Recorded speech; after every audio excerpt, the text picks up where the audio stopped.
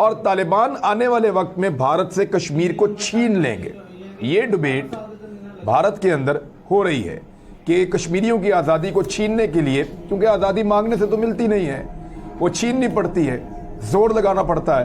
تو بھارت کو لگتا ہے کہ اب زور لگے گا، لہذا انسداد دہشت گردی پر مامور بھارتی فورسز کے لیے ایک نیا ٹریننگ ماڈیول وضع کرنے کی ہدایت کر دی گئی ہے. حکام کو دہشت گرد تنظیموں کی سرگرمیوں میں اضافے کا بہت زیادہ خدشہ ہے. حالانکہ داعش کے جو 5 ٹریننگ کیمپس ہیں وہ بھارت کے اندر ہیں اور بھارت کی ریاست ان کو ایک طرح سے سپورٹ دیتی ہے.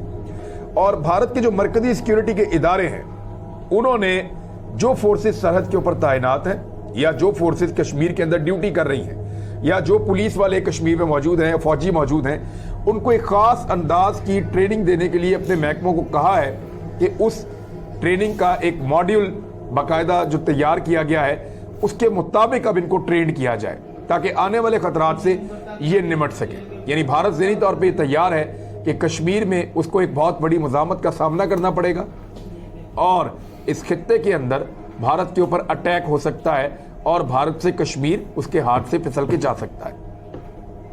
حالانکہ یہ ہوگا ایسے نہیں، یہ ہوگا ایسے کہ کشمیر کو بھارت خود چھوڑ دے گا. میری یہ اسیسمنٹ ہے، اس کو یہ چھوڑنا پڑ جائے گا. حالات اس کے لیے ایسے پیدا کر دیے جائیں گے اس خطے میں، یعنی ترکی، افغانستان، پاکستان، چائنا، یہ سب لوگ پریکٹیکلی سپورٹ کریں گے کشمیر کی تحریک آزادی کو اور کر بھی رہے ہیں. اور یہ آزادی کی تحریک بڑھتی چلی جائے گی، اس کو باہر سے بھی مدد ملے گی، یہ اندر سے بھی توانا ہوتی جائے گی. اور پھر جب معیشت کا ایک دباؤ بڑھے گا بھارت کے اوپر، کیونکہ 1.5 ارب لوگوں کو کھلانا پلانا ہے، بہت بڑا ملک ہے، مغرب کی امداد کے اوپر زیادہ دیر تک سسٹین نہیں کر پائیں گے، کام کرنا پڑے گا. تو یہاں CPEC, belt and road initiative اور بہت زیادہ تجارتی ایکٹیویٹیز، صنعتی ایکٹیویٹیز جب بڑھے گی تو بھارت اپنے آپ کو ان سے دور نہیں رکھ پائے گا. اور ان میں آنے کے لیے بھارت کو جو واحد مسئلہ ہے اس خطے کا، کشمیر کا، لداخ کا، اس کو ہمیشہ کے لیے ریزالو کرنا پڑے گا. یہ ہے جی معاملہ، مجھے ایسا لگتا ہے. آسٹریلیا جی بھارت پہنچا ہے، کیوں پہنچا ہے یہ میں آپ کو بتاتا ہوں.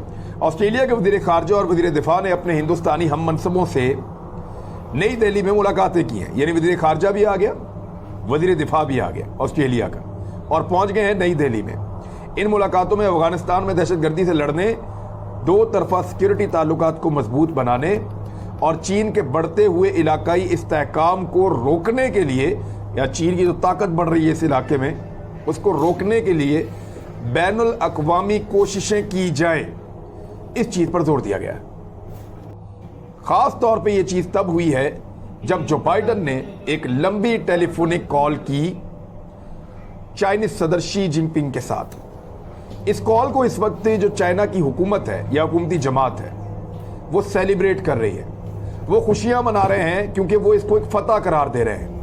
90 منٹ کی اس کال میں امریکہ نے چائنا کو آفر کیا کہ ویسٹ کے اندر جو ایک روڈز کا ایک منصوبہ بننے جا رہا ہے، ویسٹ کا بھی ایک سی پیک ٹائپ کا منصوبہ انہوں نے بنایا ہے مغربی ممالک میں. انہوں نے کہا کہ ہم آپ کو آفر کرتے ہیں کہ آپ اس کا آ کر حصہ بن جائیں، اور اس کے بدلے میں آپ جو سی پیک بنا رہے ہیں یا بیلٹ اینڈ روڈ کا جو منصوبہ پورے ایشیا میں پھیلا رہے ہیں، آپ ہمیں اس کا حصہ بنا لیں اور دونوں مل کر کماتے ہیں. تو امریکہ نے بطور سپر پاور 60% مانگا تھا کچھ ذرائع کے مطابق جو چائنا سے ہیں، تو اس پہ چائنا نے انکار کر دیا تھا. اور یہ 90 منٹ کی گفتگو میں یہ الٹا ہو گیا کہ امریکہ نے 40% تک آ گیا اور چائنا کو کہا کہ آپ 60% شیئر آپ رکھ لیں، ہمارے ساتھ جڑ جائیں، مل کر آگے بڑھتے ہیں. لیکن چائنا نے وہ بھی نہیں کیا، اور چائنا نے یہاں تک کہا کہ اگر آپ 30% بھی رکھنے کی بات کرتے ہیں اور 70% بھی ہمیں دیتے ہیں تو پھر بھی ہماری طرف سے انکار ہے. یہی یہ جو ہیٹڈ ڈیبیٹ ہے اس کے بارے میں چائنا سے رپورٹ ہو رہا ہے کہ امریکن پریزیڈنٹ نے اس خدشے کا اظہار کیا تو پھر ہم ایک جنگ کی طرف بڑھ جائیں گے، اور وہ جنگ جو ہے وہ فل فلیج جنگ ہو سکتی ہے بڑی، جس پہ شی جن پنگ نے کہا کہ چائنا پہلے ہی ایک جنگ میں ہے اور اگر اس جنگ کو بڑھایا گیا تو امریکہ اور چائنا کے لیے اچھا نہیں ہوگا اور نہ ہی پوری دنیا کے لیے اس کے اچھے اثرات ہوں گے. یہ بات شی جن پنگ نے کہی ہے जहां पे जाके मामलात खत्म हुए। तो इस कॉल को सेलिब्रेट कर रहा है चाइना, इसलिए कि ये सुपर पावर का जो स्टेटस है वो एक तरफ से तब्दील होकर दूसरी तरफ आ चुका है। चंद सालों के अंदर सारी चीजें खुलकर सामने आ जाएंगी। अब जो ऑस्ट्रेलिया और भारत है वो अफगानिस्तान में एक्शन करवाना चाह रहे हैं कि इंसानी हुकूक नहीं है, खवातीन को हुकूक नहीं है। वो भारत कह रहा है जहां पे खवातीन को रोज मारते हैं, दरख्तों के साथ लटका के झूले दे दे के उनको डंडों से मारते हैं। दुनिया के अंदर जो रेप होते हैं सबसे ज्यादा जिन मुल्कों में होते हैं उनमें भारत शामिल है, जिसमें जुल्म होता है औरतों के साथ, जहां पे सयाहों को यह कहा गया है कि खवातीन सयाह इस मुल्क में ना जाएं, वो भारत है, अफगानिस्तान नहीं है।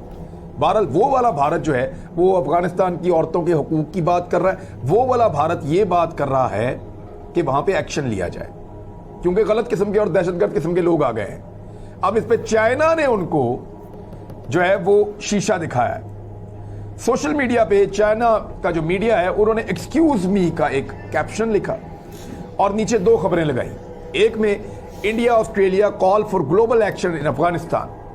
इंडिया और ऑस्ट्रेलिया कह रहे हैं कि एक दफा आलमी किस्म का एक एक्शन दोबारा अफगानिस्तान में किया जाए, चढ़ाई कर दो तालिबान पे। और दूसरी तरफ उन्होंने एक खबर लगाई है जो ऑस्ट्रेलिया को शीशा दिखा रही है। खबर यह लगाई है कि photo reveals Australian soldier drinking beer out of Taliban dead Taliban fighters prosthetic leg.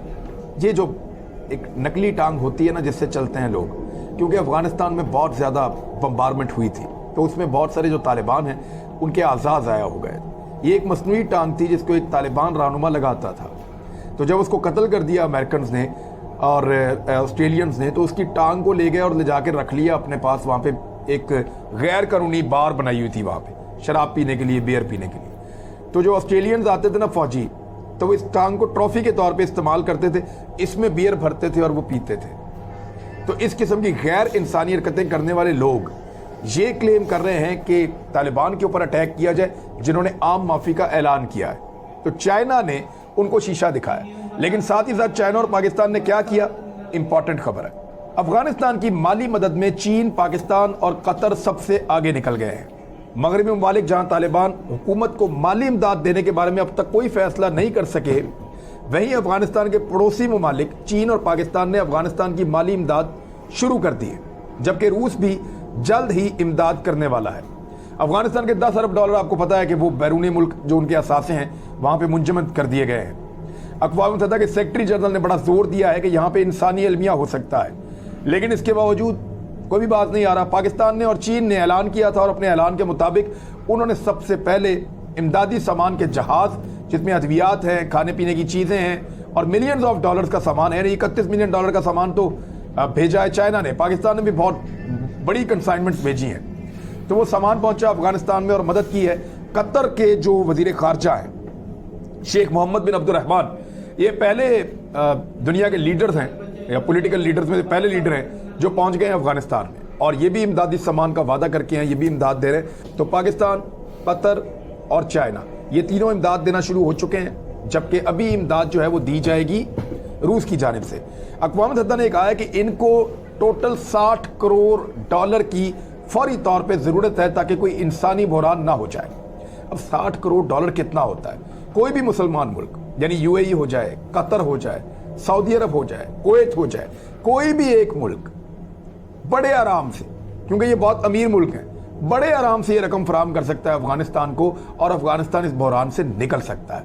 और निकलने का रास्ता क्या है? पाकिस्तान के जरिए से, कि पाकिस्तान से ट्रक चले, पाकिस्तान से सामान जाए और वो अफगानों को मिले और वहां पे इंसानी अलमिया पैदा ना हो।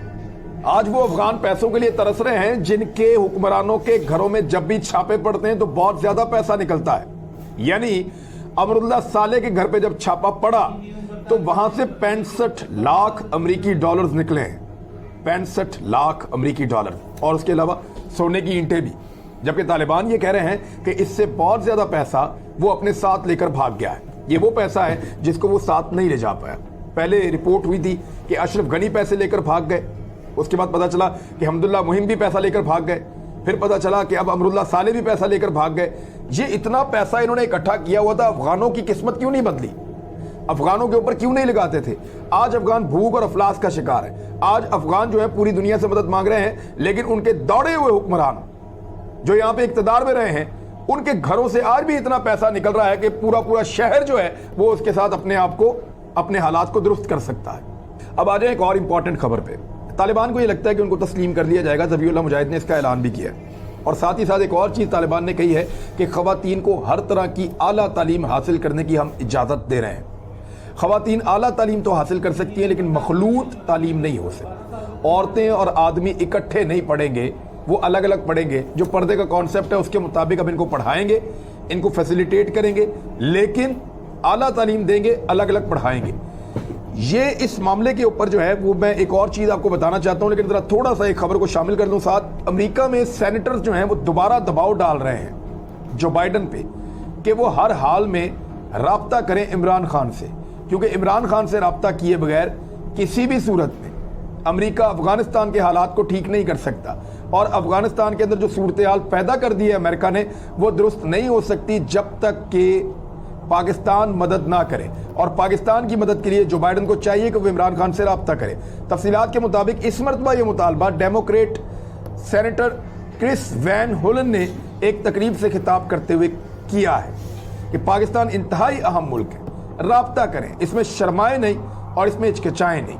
और डोनाल्ड ट्रंप भी आपको पता है कि चुप रहने वाले नहीं हैं, लेकिन डोनाल्ड ट्रंप ने अब जो स्टेटमेंट दिया है वो बड़ा मजेदार स्टेटमेंट है।